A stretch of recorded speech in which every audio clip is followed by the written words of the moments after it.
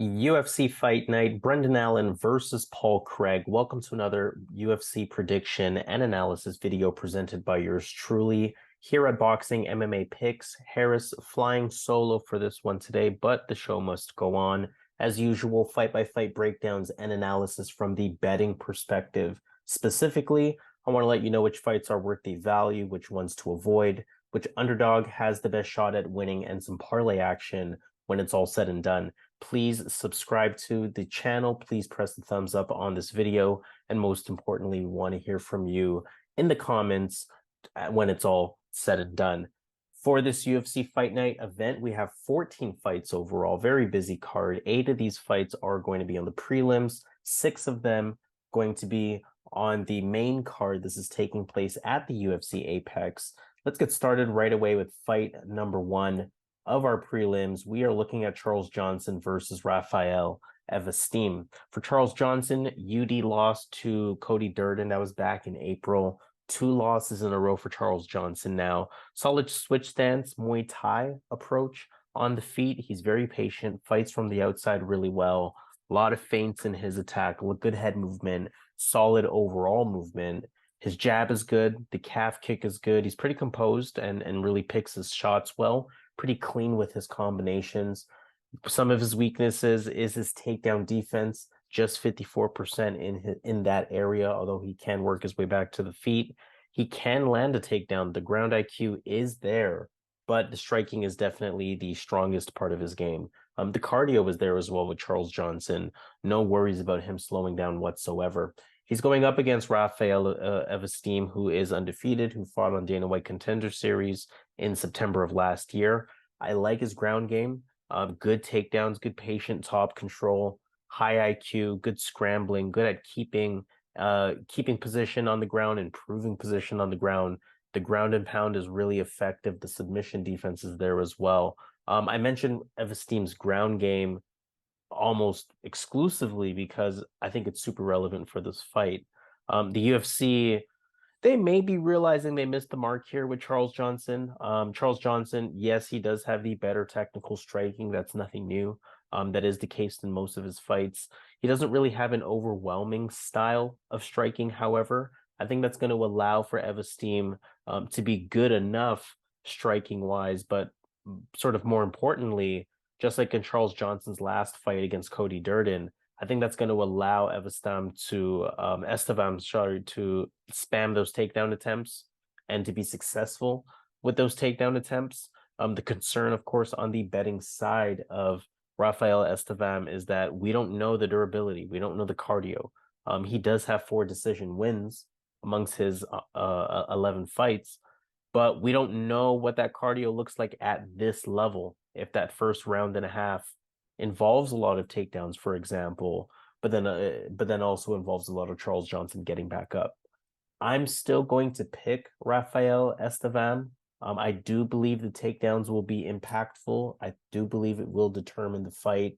I don't like him being a favorite in this spot, but I will predict him again just based on the ground game or the takedown defense woes specifically that I've seen out of Charles Johnson. Now, for this video, I will also provide Zan's picks. I will not provide his rationale. I will just simply provide his picks. So then that way you can have additional information to work off of. For this fight, Zan is actually picking Charles Johnson. So keep that in mind. Let's move on to fight number 2 of our prelims, Trey Ogden versus Nikolas Motta. Motta lost to Manuel Torres back in June. He's introduced as a kickboxer. Fights at distance, not really the most active striker, but will use those fakes and feints to try to get a read on his opponent. Explosive when he does throw.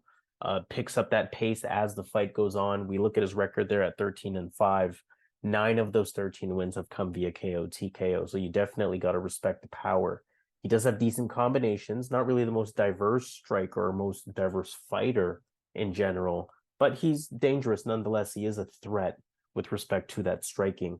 Trey Ogden, on the other hand, lost to Ignacio Bahamondes back in April. Light on his feet, pretty decent with the striking, decent overall movement, good striking pace. He can be effective with his jab. He can be effective with his calf kick as well. Wouldn't really consider him to be a good striker. However, I think his strength is in his ground game. He can land takedowns despite the numbers there at less than one takedown per fight. He is a good grappler as well. He is introduced as a jiu-jitsu practitioner. So to that point, stronger grappler than he is actual wrestler. Again, alluding to those takedown numbers. And again, alluding to the grappling, 11 of his 16 wins are via submission. So got to be really careful there. He does have good takedown defense. But where he is lacking is that his striking defense is not great. The cardio is not great as well. I think Trey Ogden definitely has the ground advantage in this fight, but it's more so with the grappling, as I alluded to, rather than his ability to actually land takedowns. On top of that, Nikolas Motta, 100% takedown defense in the UFC, albeit against guys who are not wrestlers. But I do believe that Motta will be able to keep this fight standing. To that point, Nikolas Motta, in my opinion, the far superior striker. Ogden can be effective with his style, but don't forget, Motta has a very patient style, should be able to read everything that Trey Ogden attempts here. I like Nikolas Motta. I think he's going to keep it standing. I think he's simply the better striker, so I like him in this spot. And for the record, Zan is also picking Nikolas Motta here. Third fight of our prelims, Lucie Pudilová versus Ailin Perez. For Lucie Pudilová, split decision loss to Jocelyn Edwards back in April. Decent level of pace, decent level of activity, pretty clean with her striking. Clean, good level of consistency as well. She's good at committing to her forward pressure. She uses her jab pretty regularly, has a decent 1-2 combination. She can get a bit out of control, however, not really afraid to engage with her opponents at all. And she does have an overall game. She can land takedowns despite the numbers. She landed 2 takedowns in her last fight, for example. The cardio is pretty consistent as well, which is something that you always want to see. For Ailin Perez, she beat Ashley Evans-Smith back in July. She's a solid striker. She's aggressive, a lot of movement, a lot of fakes, a lot of level changes. Look for her to try to control the center of the octagon. Look for her to try to be the fighter coming forward. I do believe, however, her strength is in her ground game. I like her takedowns. She landed 10 takedowns in her last fight, for example. So she definitely has the ability to spam it, to keep going, the cardio aspect of it as well. When she gets you on the ground, she makes good positional improvements. She has good grappling. She has good top control. And again, she's able to push that high pace throughout the entire fight. We see Ailin Perez as the favorite here. In some ways, we're looking at a stylistic matchup, the striker in Pudilová versus the ground artist in Ailin Perez, but also a fight where both fighters can do a little bit of both. There is a lot to like about both fighters. Pudilová has good striking. Pudilová has good forward pressure. She shows that she can land takedowns. She does have pretty good cardio, but the same things can be said about Ailin Perez. Ultimately, I think this fight favors Ailin Perez because I think she's better on the ground. I think she can be more committed to that ground game, as we see the takedown numbers would indicate. Pudilová as well, just 63% on the takedown defense side of things. And that means that I can see Ailin Perez spamming those takedowns very much like she did in her last fight against Ashley Evans-Smith and being successful with it. And I think that's going to be the determining factor of the fight. So I'm going to go with Ailin Perez. She will be my pick here. And Zan is also going with Ailin Perez. Fourth fight of our prelims, Jeka Saragih versus Lucas Alexander. We see Lucas Alexander as a big favorite in this one. Unanimous decision win over Steven Peterson back in March. He's introduced as a striker. He's long, some switch stance, really good with the movement. He has that sort of Israel Adesanya, Ian Gary type of approach to his striking, where he's really technical. He's using a lot of fakes and feints to get his opponents to bite. Where he shines has a really good calf kick, really patient, really poised, and really sharp with his striking. Pretty decent at keeping fights on, keeping the fight at distance. And he showed in his last fight that he can have that methodical striking style for all 3 rounds. Cardio doesn't seem to be an issue with him. Doesn't really lose patience. Doesn't really lose, his style, his plan of attack. Showing a lot of consistency in that striking arena. Jeka Saragih, on the other hand, lost his February debut. That was the Anshul Jubilee. Look for him to fight from distance. I don't think his technique, striking wise, is the cleanest, but he does have good combinations. Not afraid to engage, has good striking speed, usually able to land more than his opponents, and try to engage with them. Has good power as well. A lot of early finishes on his resume. In terms of his ground game, I have seen him land takedowns. He was also taken down twice in his debut, for example. But I do think that this fight stays on the feet, right? Keeping the prediction part of it short because Lucas Alexander is a big favorite here. I do like Lucas Alexander a lot in this spot. Jeka Saragih, not a wrestler by any means. Yes, he can land takedowns, but again, not a wrestler, not really stylistically someone who's going to commit to those takedowns. I think that doubles down on the point of thinking that most of this fight remains a striking match. And with that, I look at Alexander as being the far superior striker. Both of these guys like to fight at distance, but Alexander, a lot more polished in my eyes. I can ultimately see him picking Saragih apart as this fight continues on. So Lucas Alexander is going to be my pick, and he will be Zan's pick as well. So a lot of agreement so far on this card. Fight number 5 of our prelims, Mick Parkin versus Caio Machado. Parkin beat Jamal Pogues in his July debut, still undefeated at 7-0. Decent MMA boxing, decent jab, decent overhand right. He tries to stay composed. He tries to set up those right shots. Very patient, doesn't force the offense by any means. He will also work the clinch game, will work in some takedown attempts, expect him to put his weight on you, big guy, heavy guy, chain wrestle you a little bit. We see the takedown numbers there. Yes, just one UFC fight, but shows that he can land them, right? The really consistent with his striking. He prefers to strike, really consistent with the pace, really consistent with the activity. A lot of good things that you like to see from him, at least at a certain level of heavyweight. And he's taking on Caio Machado, who's making his UFC debut, who's on a 7-fight win streak, who last fought in August. He's a 2-time Brazilian national Muay Thai champion. So that lets you know that, the striking prowess is there. That said, from what I've seen, the striking is a little bit wild. The hands don't have the best technique from what I've seen. He does have good kicks, however, alluding to that Muay Thai style. Good takedown defense as well, from what I've seen.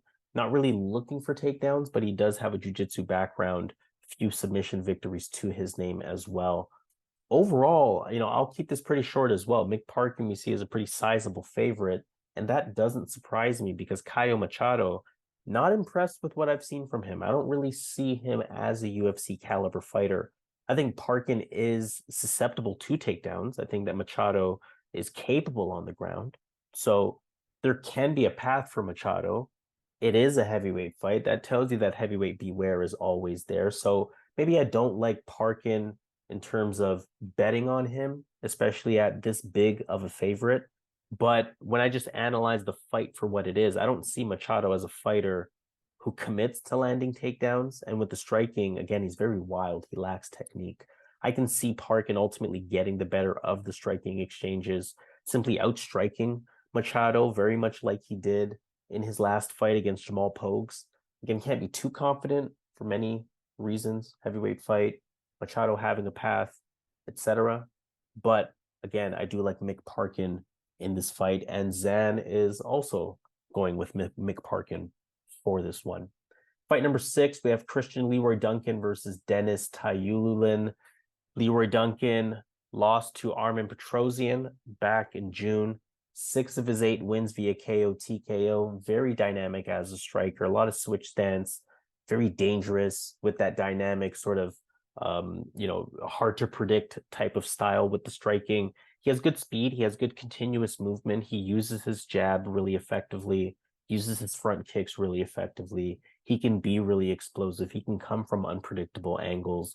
Again, he's unorthodox in a lot of ways with his combinations, with the angles that he's coming from.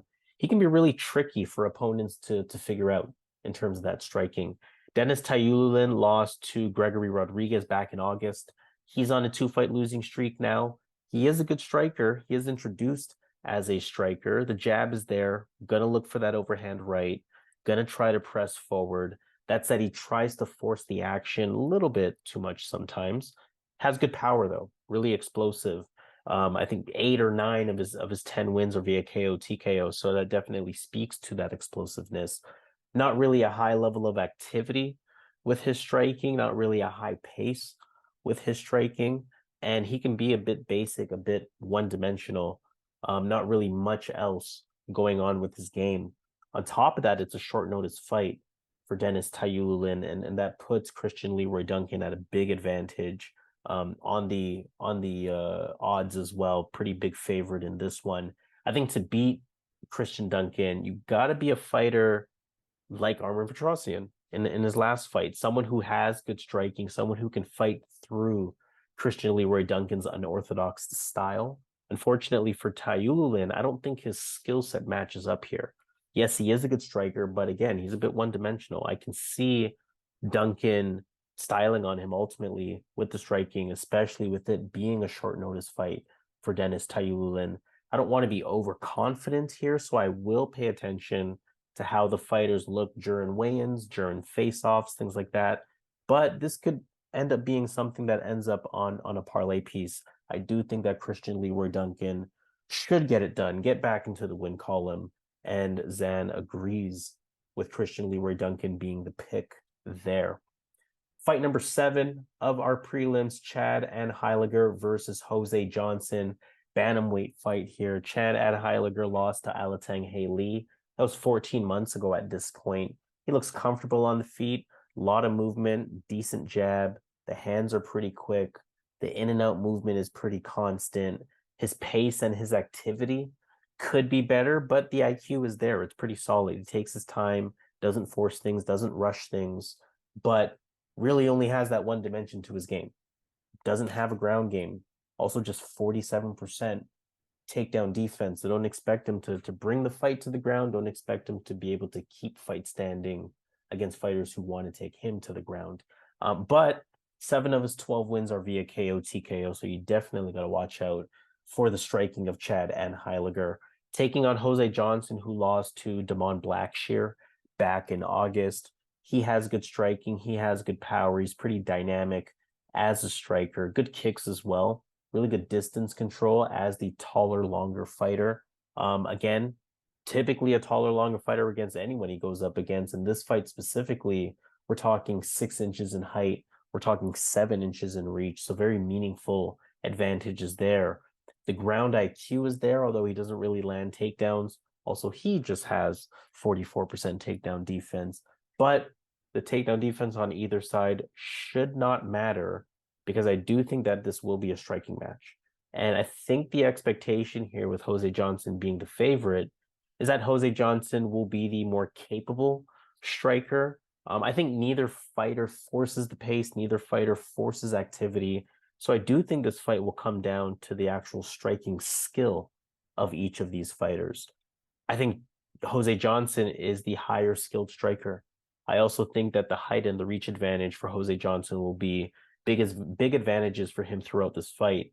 I think that Jose Johnson will be more dynamic. I think he'll have better movement.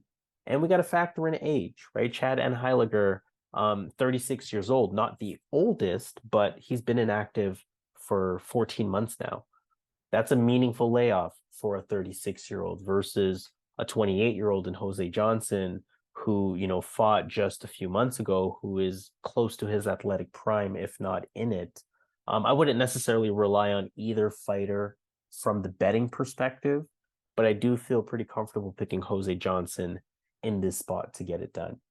Zan's pick for this fight will also be Jose Johnson. Fight number 8 of our prelims, final fight of our prelims. Let's talk Jonathan Pearce versus Joanderson Brito. Pearce is on a 5-fight winning streak. He beat Darren Elkins back in December. Pretty tall for the division. He's going to use his reach typically in these fights, and it's not necessarily just the arm reach. We see in this fight, for example, one reach disadvantage, but the front kicks, the push kicks, things like that to try to keep range as a taller fighter. He has decent boxing. He is willing to engage with his opponents. He does use his jab pretty regularly. Good in and out movement to go along with that. The strength overall for Jonathan Pearce, however, is in his wrestling. He has good takedown entries. We see the takedown numbers there pretty high at 5.74 takedown attempts per fight. He's pretty relentless with the striking and the takedown attempts, or sorry, with the wrestling and with the takedown attempts. And even if he is taken down, he's active in trying to scramble and work his way back up. Cardio looks good, also doesn't slow down throughout his fights, so watch out for that. Joanderson Brito, on the other hand, he's on a 3-fight winning streak. He beat Weston Wilson back in July, introduced as a striker. A lot of movement on the feet, a lot of forward pressure. He swings big, really good power, but still patient in how he sets things up. He has an active clinch game. He's going to muscle his way to level changes, muscle his way to takedown attempts, and has solid takedowns in general. High level of grappling to go along with that. His takedown numbers are nothing to slouch at either, at 3.89 per, at over 70% on the accuracy side of things. Doesn't have great takedown defense, however, and that could be very costly in this fight. Now, for this fight, Jonathan Pearce in general, I should say, was supposed to fight Bryce Mitchell 6 months ago. So that tells you what the UFC thinks about him as a name that they could potentially push.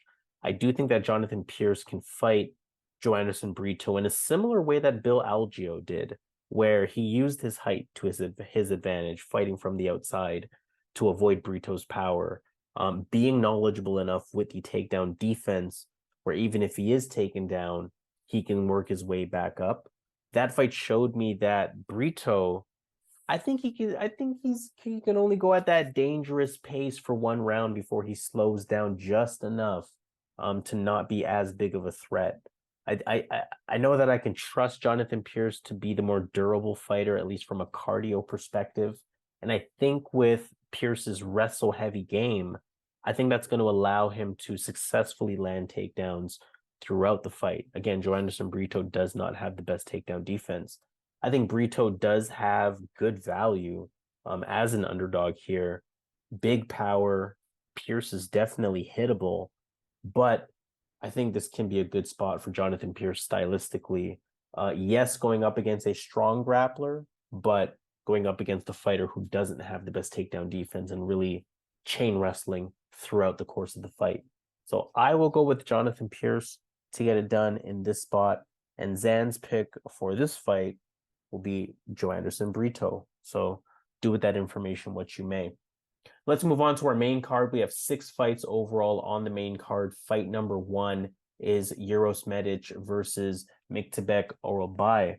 For Uros Medic, 2 wins in a row now. He beat Matthew Semmelsberger back in July. Good footwork. He can move around the ring really well. A lot of in and out movement, a lot of fakes and feints. He's a kickboxing champion. Powerful powerful kicks, good combinations, really dynamic as a striker. Don't expect takedowns from him. He is pretty good at keeping fights on the feet as well, at 80% takedown defense, and 7 of his 9 wins via KO TKO, so definitely can be dangerous as a striker. For Myktybek Orolbai, he is making his debut from the LFA. He fought just 3 weeks ago, and he's on a 6-fight winning streak overall. 10 of his 11 wins are via finish, 6 of them via KO TKO, 4 of them via submission. He's introduced as a grappler. The striking is pretty clean, however. Good jab, decent calf kick. I noticed good power with his striking overall. He's really patient. The striking looks really accurate. For example, in his last fight, uppercut via KO. A KO via uppercut that landed perfectly in that last fight as an example. Looks like he can work his way in the clinch, work his way to trying to land takedowns. He has that sort of body lock, chain wrestle, takedown approach to his game. It is worth mentioning that he looks very comfortable with the striking in his last 2 fights, maybe even falling in love with it a little bit too much. Didn't really see him resort to his ground game in those last 2 fights at all. Now, I can see, it doesn't show here, but Myktybek Orolbai is the favorite in this fight, despite being a newcomer. And I can understand that. I think, he has the striking, he has the power, he has the overall ground game, he has the takedowns, he has 3-round cardio as well, which is really important. That said, I think there's good value on Uros Medic as an underdog. I think Medic does have the better striking. Plus, he has 80% takedown defense, which will serve him well in this fight. Though Medic may not be the more complete fighter in this situation, I do like him in this spot as an underdog. Orolbai's striking, yes, it looks good. You know, and yes, he's only used the striking in his last two fights. But I think there's kind of levels to the striking. We might see that play into effect in this one. We might see a much higher level of striking from Uros Medic. Plus, it's Orolbai's debut, right? So that always plays a factor. Hasn't fought a Uros Medic level of fighter, whereas Uros Medic has taken on pretty good guys in the UFC already. So I think this is a spot where I simply can't ignore the underdog value on Uros Medic, regardless of the result. So my pick will be Uros Medic on this one. Zan's pick will be Myktybek Orolbai. Fight number 2 of our main card, Luana Pinheiro versus Amanda Ribas. For this fight, Ribas lost to Maycee Barber back in June. She's introduced as a judo practitioner. She's introduced as she is a judo black belt, I should say. Muay Thai style with the stand-up. She has good output. She has good activity, a lot of movements on the feet as well. I don't think her technique is the cleanest, but she does land. She's tough. She commits to that pace. She commits to that forward pressure. She has a good clinch as well. She can land takedowns at 2.27 per fight, 53% on the accuracy side of things. Good positioning as well when she's on top, and really good from a technical BJJ perspective. She is a BJJ black belt as well. She can find those submissions, and she's one of those fighters where you got to be sharp at all times if you're fighting on the ground with her. Luana Pinheiro has a split decision win over Michelle Waterson back in April. She's 3-0 in the UFC now. She's on a 9-fight winning streak overall. A lot of in and out movements on the feet, a lot of fakes, a lot of feints, good power as well. She can absolutely be explosive. Good inside leg kick, good movement, and she also has a judo background in this one. Strong clinch against the cage. She can land those judo takedowns. Her takedown numbers look good as well, 2.83 per at 50% from the accuracy side of things. Now, they both have a judo background. I think that's going to take away advantages for both fighters, or I think that at least means that both fighters will be prepared for each other's style of striking. Neither fighter is too technical as a striker, but I think that Amanda Ribas can commit to that forward pressure and that forward pace a little bit more consistently than Luana Pinheiro can. Yes, Pinheiro has a lot of power. Ribas can be rocked with fight-changing punches, and Pinheiro can absolutely capitalize on that. So that can be a threat. Takedown numbers are also relevant for this fight. We know that they can both land takedowns. However, Amanda Ribas can defend it a lot better. Ribas 88% takedown defense, Pinheiro just 50% takedown defense. Now I'm thinking that means that Amanda Ribas is more successful in that area of the fight. Plus, we got to think level of competition is meaningful for this fight. When I look at Amanda Ribas's record or fights, just names that she's fought in: Mackenzie Dern, Marina Rodriguez, Caitlin Chukagian, Viviane Araujo, Maycee Barber. Pinheiro's resume, on the other hand, at least in the UFC, Randa Marcos, Sam Hughes, and a split decision win over an aging Michelle Waterson. It just doesn't really compare. So I think that Amanda Ribas is going to be more prepared for the moment. I do like her in this spot. I understand why the odds are the way they are, and I do think that Amanda Ribas gets it done. For this fight, Zan's pick will be Luana Pinheiro. Fight number 3 of the main card, Payton Talbot versus Nick Aguirre. We see Payton Talbot as a huge minus 950 favorite, so I try not to spend too much time on this one. Talbot is making his debut from the Dana White Contenders Series, last fought in August. He's undefeated at 6-0. 5 of those wins are via KO, TKO. And his style is kind of in your face with forward pressure, kind of march you down, kind of stalk you down. He can be high action, high pace, but overall, he is pretty patient, kind of has that stalk you down type of approach and waits for the right shot.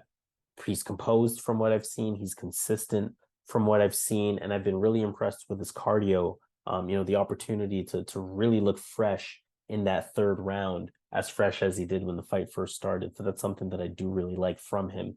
Nick Oguiri has a unanimous decision loss to Dan Argueta in his January debut. 7 wins, 7 finishes, 4 of those via submission specifically. Pretty patient from a striking perspective. He fights from the outside, not really a threat on the feet. However, good takedown approach to his game. I think that's where he does most of his damage.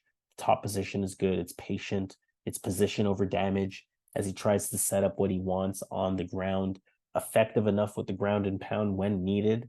And again, he's finished all of his fights, and pretty much all of them have been finished on the ground. So once you're down there, you're kind of in his world. Now, for as big of a favorite as Payton Talbot is, I do want to exercise some caution in this fight. I can't say stay away from it from a betting perspective, but there are some things to think about, right? Talbot's opponents have been able to work the clinch game against him. They have been able to land takedowns against him. Talbot's good at getting back up, but nonetheless, he can be susceptible to takedowns. He can also be a bit hittable. Though Oguiri probably doesn't do much on the feet, the ground game is there. The grappling approach does give him, in some ways, a path to victory for this fight. But I feel pretty comfortable picking, or at least predicting, that Payton Talbot will get it done here.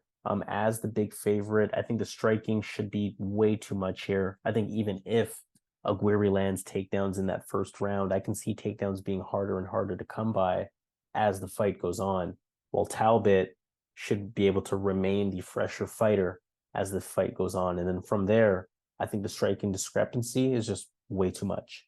Talbot should be the way better striker in this one, skill-wise, but then also with the pace, also with the pressure, and potentially leading to a finish to that point. Talbot is my pick here. I don't want to assume that this is an automatic parlay piece because of the odds, because of how steep they are, because of Payton Talbot being a newcomer, but there is a lot of comfort in predicting that he will win this fight. And Zan's pick for this fight will also be Payton Talbot. Fight number 4 of the main card. Let's talk Chase Hooper versus Jordan Levitt. Chase Hooper, unanimous decision win over Nick Fiore back in May. Striking still not the best. He leaves the chin up. He's slow. He's a bit chinny. Still young, just 24 years old, still actively working on his striking, but I would not consider the striking to be good. Expect a grapple-heavy attack out of him. He's comfortable grappling off of his back. As long as he's on the ground, he feels okay. Good scrambling, good at throwing up submission attempts, good at reversing positions, even if you get him down. He's more so a grappler as opposed to a wrestler. The takedown numbers are okay at 1.5 per, but again, he's one of those fighters that are very tricky. Gets the fight to the ground by any means necessary, and very crafty as a grappler, and reliable cardio tank to go along with it. So he has some strengths to his game as he continues to get older and mature in this UFC world. Jordan Levitt, on the other hand, beat Victor Martinez back in February. He's looking to land takedowns as well early in this fight. He definitely prefers the fight on the ground, very much like Chase Hooper.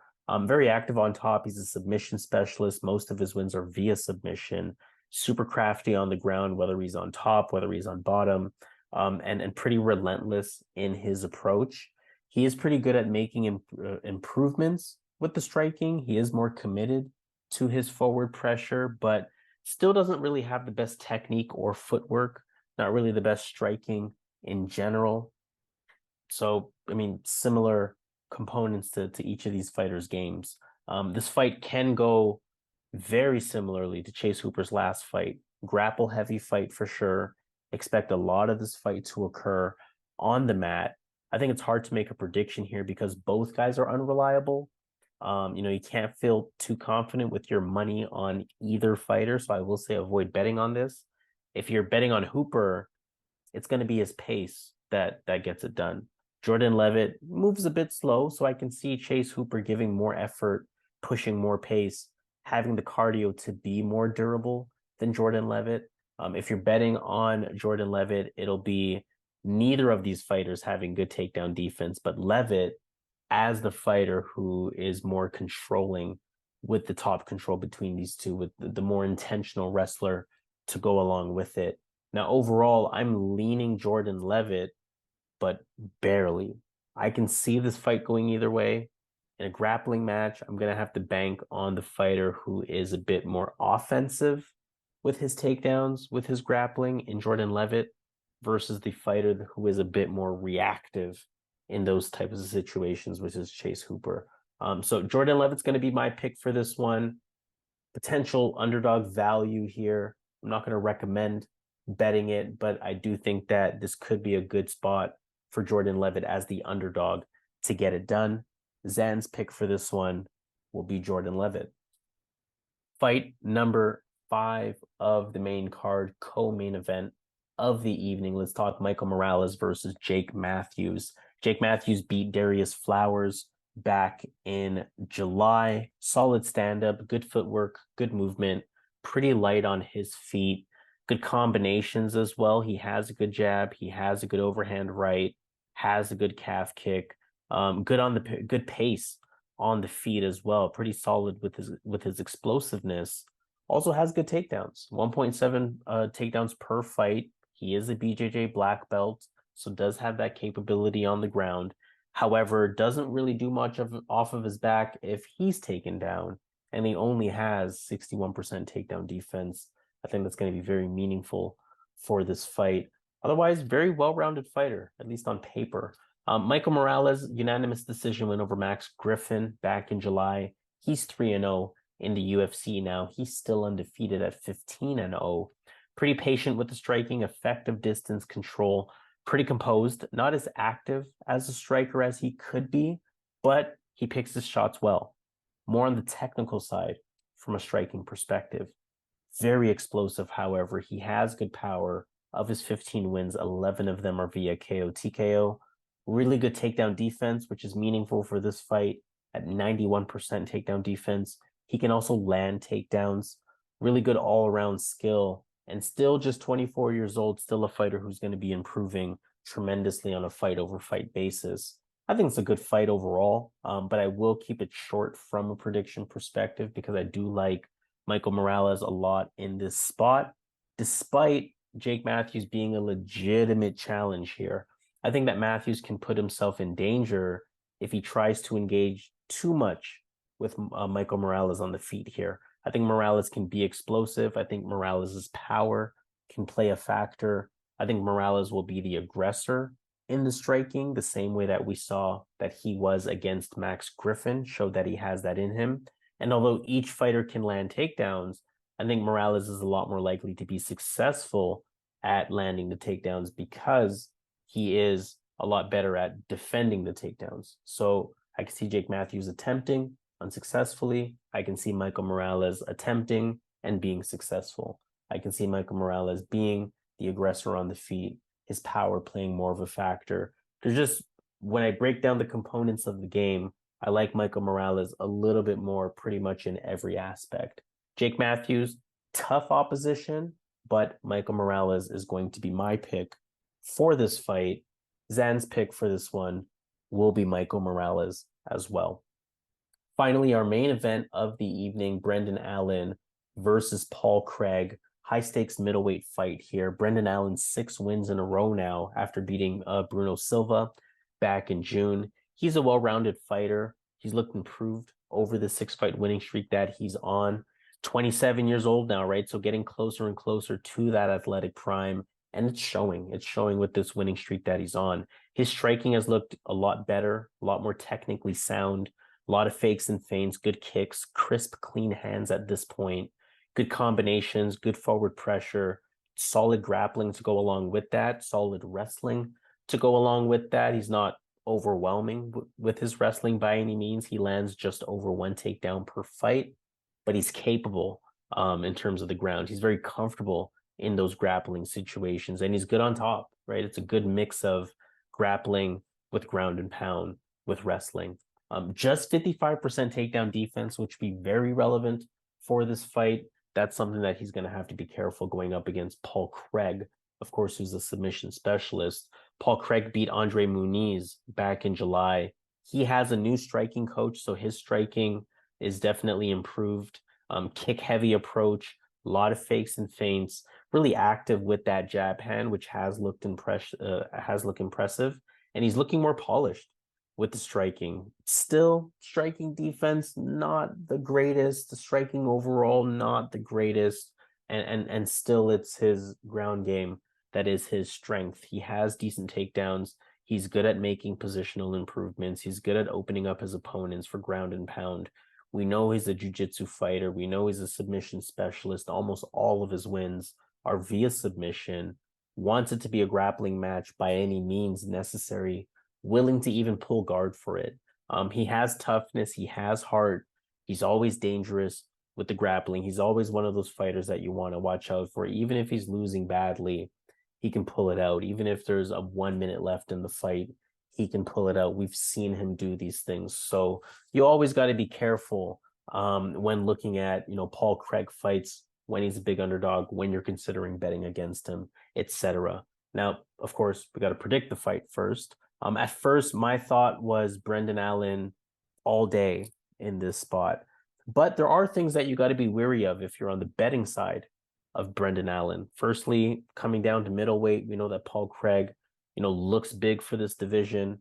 We saw that play a factor against Andre Muniz, who is typically a big fighter for his opponents, but wasn't bigger than Paul Craig, and that played a role. Secondly, like Andre Muniz, Brendan Allen doesn't have great takedown defense. Thirdly, like Andre Muniz, Brendan Allen, yes, he's a good grappler, but Paul Craig was still able to implement the ground game the way that he wanted to against Muniz and finish the fight on the ground against Muniz.